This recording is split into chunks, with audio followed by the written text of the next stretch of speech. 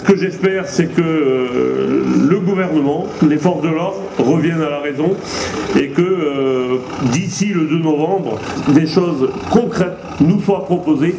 Ce portique-là disparaîtra. Le portique, le voilà défendu par les forces de l'ordre. Hier toute l'après-midi, plus d'1 millier de manifestants s'y attaquent dans un nuage de projectiles et de gaz lacrymogène. Car c'est bien là, au péage, que l'écotaxe doit être prélevée au passage des camions. Il faut que les pouvoirs publics prennent conscience qu'on est à bout et qu'il est hors de question que ça continue. Donc maintenant, l'écotaxe, on nous l'enlève et on s'occupe de nos problèmes. Bonnet rouge vissé sur la tête, symbole d'une révolution bretonne au XVIIe siècle, salariés de l'agroalimentaire, chauffeurs, agriculteurs étaient venus en force avec tracteurs, camions et remorques. Au cours de ces violents affrontements, un homme a eu la main arrachée, un manifestant et un gendarme mobile ont également été blessés. Au lendemain du rassemblement de Quimper et des incidents qui l'ont accompagné, le calme est bien revenu dans le chef-lieu du Finistère. En révolte contre l'écotaxe et la situation de l'emploi en Bretagne, de 15 000 à 30 000 bonnets rouges s'étaient réunis sur la place de la Résistance. Agriculteurs, commerçants et chefs d'entreprise ont voulu exprimer leur mécontentement. Nous sommes plus de 30 000 à Quimper aujourd'hui.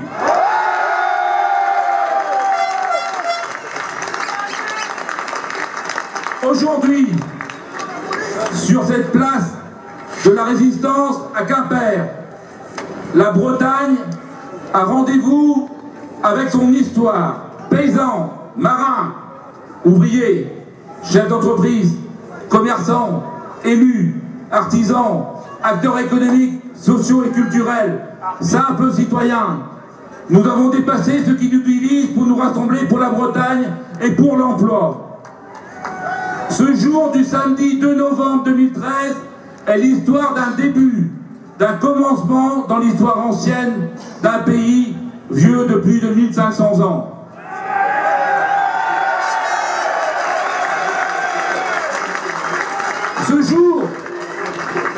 Ce jour est celui de la Bretagne, de Nantes à Ouessant, de Fougères à Lorient, qui entend écrire une nouvelle page de son histoire dans le grand concert des nations. Mamie dit que c'est folie d'aller faire la guerre au front. Je dis que c'est folie de trancher. La blanche chérie, vive la voilà la blanche chérie, vive Fougères et Clisson. Une scène installée sur le site des Vieilles Charrues, des artistes et de la musique. J'ai rencontré ce matin, devant la haie de mon champ, une troupe de marins, d'ouvriers, de paysans. Où allez-vous, camarades, avec vos fusils chargés? Nous tordrons les embuscades, viens rejoindre notre armée. Mais quand le leader des bonnets rouges fait son entrée, les paroles sont plus politiques. J'invite aujourd'hui le président de la République, François Hollande, qui pour le moment ce qui se passe en Bretagne. Beaucoup de collègues transporteurs sont venus aujourd'hui. Ils ont rejoint le collectif Vivre, Décider et Travailler en Bretagne. Pourquoi? Pourquoi? Parce que nous sommes tous liés les uns aux autres. Le transport est le trait d'union entre tous les métiers. Tout ce que vous avez, c'est un camion qui vous l'a envoyé. L'écotaxe, qui nous place au rang de collecteur d'impôts, est une menace mortelle pour notre économie. Malgré le mot d'ordre du comité local régional des pêches qui a demandé à ses adhérents de ne pas participer à cette manifestation,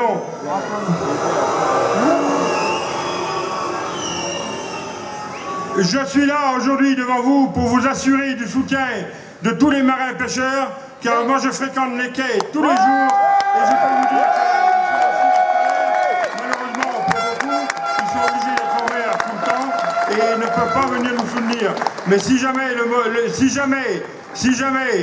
la taxe n'était pas retirée comme tout le monde le demande et comme il faut impérativement qu'elle se fasse, ils seront là pour nous donner un coup de main également.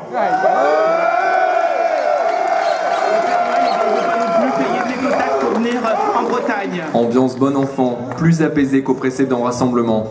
Sur un stand, les bonnets rouges peuvent prendre une photo souvenir devant un faux portique écotaxe, une opération destinée à récolter des fonds pour Michael, ce manifestant amputé d'une main aux heures les plus radicales du mouvement. De l'apaisement mais une détermination intacte. Sur les pancartes, toujours beaucoup d'inquiétudes sur le maintien de l'emploi. On n'arrive plus à vivre décemment de notre métier, qu'on fait 75 heures ou 80 heures par semaine et qu'on est payé un SMIC, c'est pas possible quoi. Plus d'un mois après ses débuts, la mobilisation ne faiblit pas. Les organisateurs assurent avoir réuni près de 40 000 personnes. Et si je meurs à la guerre, pourra-t-elle ne pardonner d'avoir préféré ma terre à l'amour qu'elle me donnait? Ils n'ont pas attendu très longtemps. Dès ce premier week-end 2014, les bonnets rouges sont sur le pont, ou plutôt sur les ponts bretons.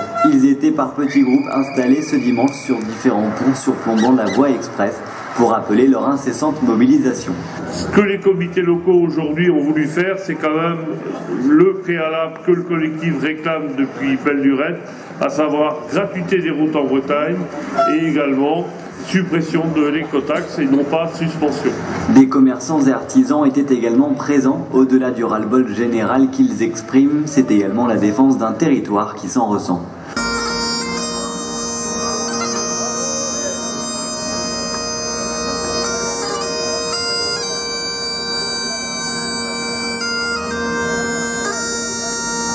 On continue à avoir les mêmes revendications que la charte, c'est-à-dire vivre, décider, travailler en Bretagne. Mais comme pour nous, Nantes c'est en Bretagne, forcément ça passe aussi par le fait qu'effectivement on aimerait bien retourner en Bretagne. Dès qu'il y a eu la déclaration sur la possible refonte des régions, c'est la première chose à laquelle on a pensé, avec bien sûr une peur, c'est d'être fondu avec la région Pays de la Loire, ce qui nous ferait perdre notre identité à l'heure actuelle. Elle aura bien de la peine pour élever les enfants, elle aura bien de la peine car je m'en vais pour longtemps. La balade blanche termine, vive la mouette et la jonc. La balade blanche termine, vive Fougères et Plisson. La balade blanche termine, vive la mouette et la jonc. Quelle idée que fait le gouvernement, parce que M. Pouilly a quand même appelé en début de semaine à ce que l'écotaxe soit remis en place avant fin 2014. Il y a ensuite notre cher premier sinistre, M. Zéro, qui nous a dit que oui, c'était effectivement vrai, que ça allait être remis en place pour la fin 2014. Il faut savoir une chose, c'est qu'en Bretagne, en tout cas, il n'y aura jamais, plus jamais d'écotaxe. Ça, c'est clair. Dégénère, projectiles de toutes sortes, contre-tirs nourris de grenades lacrymogènes, puis assourdissantes. Pendant plus de 2 heures, les affrontements se poursuivent. Et le temps passe et on ne voit rien arriver, donc on attend nous aussi la date du 8 mars des états généraux à Morlaix où il y aura, on espère, de 3 à 5 000 personnes pour porter définitivement les revendications auprès de l'État et du gouvernement.